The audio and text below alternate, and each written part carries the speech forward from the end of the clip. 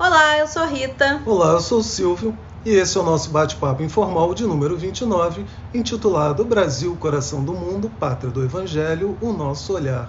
E aí, Rita, como é que é o seu olhar, Brasil, Coração do Mundo, Pátria do Evangelho? Bom, antes de falar sobre o meu olhar, só quero dizer que esse papo está sendo especial porque amanhã é o dia da independência do Brasil, né? Dia 7 de setembro. E vai ser um dia, assim, muito especial. Bom, mas Coração do Mundo, Pátria do Evangelho. As pessoas costumam falar, né? Nossa, mas o Brasil é tão confuso, né? Tem tanta confusão, tanta corrupção, tanta coisa errada acontecendo. Como pode ser, né? Coração do Mundo e Pátria do Evangelho? Mas assim, a gente já ouviu assim várias palestras, todo mundo já deve ter escutado, né, o Haroldo falar que o Brasil é como se fosse um hospital e é por isso que é chamado, né, de Coração do Mundo, Pátria do Evangelho. Mas diz aí no livro que Jesus transplantou, né, a árvore do Evangelho de lá da Palestina para o Brasil, pelas condições, né, do lugar e do povo também. E eu vejo assim, Coração do Mundo. O que é um coração? Coração dá pra gente uma impressão assim de acolhimento, né? De mãe, né? Então, o Brasil ele acolheu vários espíritos complicados. Por isso nós temos essas confusões todas lá, né? Mas nós somos também a pátria do Evangelho. Então, Evangelho, o que é isso, né? Evangelizar. Então, nós somos responsáveis, né, pela evangelização de vários espíritos. E nós somos um povo, assim, muito espiritualizado.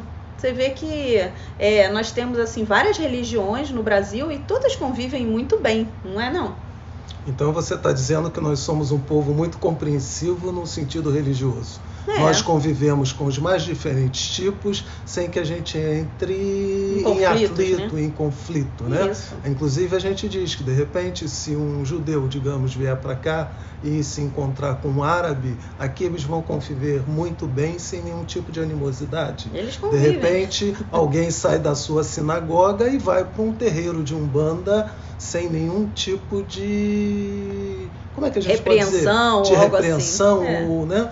Não, realmente, nós temos um sentimento diferenciado. Você vê que qual católico nunca foi, né, num centro espírita? Existe, né, uma interação, né? Uma interação, um intercâmbio ali, né? E eu até diria, né, que todos dizem uma coisa, né? Se se fala em Deus, se Deus está presente, independe se ele está na minha casa ou se ele está na sua casa, né? Eu vou na sua casa me comungar com o seu Deus da mesma forma que você vem na minha casa se comungar com o seu Deus. Isso. Isso realmente não dá um caráter de diferenciação, né? Com certeza. Mas mais alguma coisa a respeito do seu Brasil, para eu falar do meu? Bom, outra coisa que eu posso ver também, né, que se o Brasil é tido como um hospital para abrigar espíritos, né, complicados, né, então, quer dizer, tem muito a ver, porque Jesus, ele sempre falava o quê? Eu vim para os doentes e não para os sadios. Então, o Evangelho está ali presente no Brasil, porque a árvore do Evangelho, por quê? Porque é ali que nós vamos precisar, né, ajudar aos espíritos necessitados a se curarem, né, através da evangelização. Mas, Rita, a gente fala em evangelho, evangelização, né, em cura, mas algumas pessoas certamente devem dizer, poxa, mas quando vocês falam em evangelho, a gente pensa em Bíblia, né, e ler a Bíblia é uma coisa complicada, é uma coisa pouco inteligível. O que teria de diferente nesse ensinamento, digamos, mais propriamente de Jesus, para que a gente considerasse que o evangelho deve ser uma coisa muito presente na nossa vida? Duas coisas muito simples. As duas leis divinas. E quais são essas leis? Você já sabe, né? Você já falou várias vezes aqui pra gente. A reencarnação e a causa e efeito.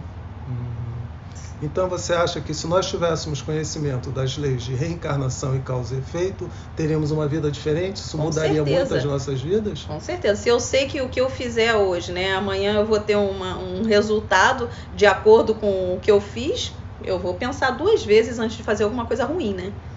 Isso.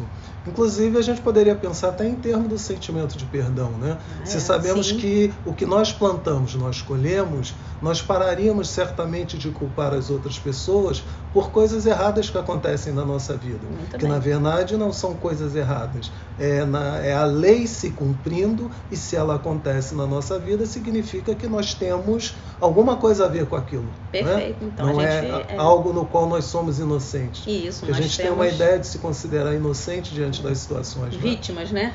Vítimas. A gente deixa de ser vítima, né? E a gente passa a compreender que se fizemos algo, nós temos que resgatar, né? Tudo o que fizemos. Se foi bom, o resgate vai ser bom. Se for mal, né, o resgate vai ser negativo. Então, e por que a necessidade do resgate, Rita? A gente pode dizer que é assim, é como se a gente deslocasse uma energia do universo, sendo o universo pura harmonia. Então, se algo está colocado fora do lugar, essa coisa precisa ser restabelecida por uma questão de equilíbrio. Seria isso? a gente tem que ver qual é o nosso objetivo, né, como espíritos. É chegar num ponto, né, mais alto, nos evoluirmos, né, ascendermos, chegarmos realmente num ponto, né, dos anjos, realizar dos o arcanjos. Deus que há em nós, poderíamos dizer? Podemos dizer. Nossa reta final é quem? É Deus. É Deus. É Deus. Sermos co-criadores com Deus. Para conseguirmos, né, conviver com Deus assim, de igual para igual, que vai ser difícil, isso a gente não consegue, né? A gente tá. Mas a gente pode chegar lá bem perto. Energeticamente assim, né? falando, né? Isso. E Então, não precisaríamos nem fazer uso do livre-arbítrio, porque o nosso arbítrio seria seguir a lei de Deus. Sim, a gente usa do arbítrio porque somos ignorantes, né? Em relação à lei, porque os espíritos mais adiantados, eles nem arbitram mais, eles simplesmente seguem a lei, entendeu? Mas foi muito interessante você falar isso sobre a questão da lei da causa e efeito e do perdão, né? Porque a gente só consegue perdoar o outro quando nós nos perdoamos. Deixa eu falar um pouquinho do meu Brasil, Rita, senão daqui a pouco a gente não consegue. Tinha mudado de assunto, tá 10 vendo? minutos, Quer dizer, né? mais ou menos. Como todos conhecem, né, o Brasil, Coração do Mundo, Pátria do Evangelho, foi um livro psicografado por Francisco Cândido Xavier, não é isso? É conhecido mundialmente, né? E nesse livro o que é dito? É dito que Jesus, passeando pela América ainda não descoberta, se não me engano, século XI, século XII, eu confesso que me fugiu a informação, ele, com a sua corte de anjos, chega a essa região da América e pergunta a um dos seus assessores angelicais, se não me engano, a Eliu, né? Eliu, onde é que fica aquela região que, vista do espaço, assemelha-se ao coração do homem? Quer dizer, isso com as minhas palavras. Aí Eliu disse que essas terras eram mais ao sul. E Jesus disse a Eliu que ele iria transportar a árvore, né, do seu evangelho do Ocidente para o Oriente, para essas terras que iriam prestar housanas ao Senhor. Do Oriente para o Ocidente. Né? Sim, do Oriente para o Ocidente, para essas terras que iriam prestar housanas ao Senhor. Ou seja, para essas terras onde as pessoas estariam mais aptas a entender os seus ensinamentos e a fazerem deles parte da sua existência, ou razão de ser da sua existência. Então eu vejo o Brasil como coração do mundo e pátria do Evangelho exatamente um sinônimo de fraternidade, né? Exatamente um conjunto de pessoas que vão ter a capacidade de apreender as duas leis que o Cristo sintetizou, que é amarás o Senhor teu Deus sobre todas as coisas e ao próximo como a ti mesmo. Então, o povo brasileiro, por questões que a gente desconhece, até porque nós não conhecemos nem a intimidade de Jesus, nem a intimidade do Cristo e nem a intimidade de Deus.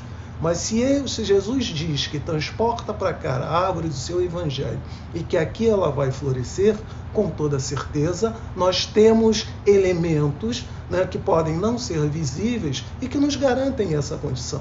Porque Jesus certamente não erraria no seu prognóstico. Ele não diria que transportaria para cá com a bênção do Pai, né, com a bênção do Pai, algo que certamente não fosse florescer.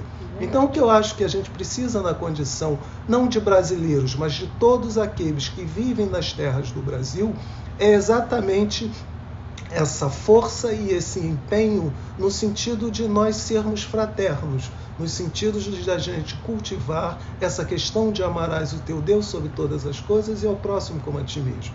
Então eu acho que o Brasil, coração do mundo e pátria do Evangelho, é essa bandeira de esperança, é essa bandeira de paz. A despeito de nós termos hoje um quadro difícil, né? Eu acredito que o Brasil simbolizará a paz, o Brasil é um símbolo de paz e ele vai se constituir dessa forma. Muito bem. É isso? É isso então, aí. gente, espero que vocês tenham gostado. Vamos sugerir que as pessoas também leiam um livro, né? Que é muito interessante, tá? Vai.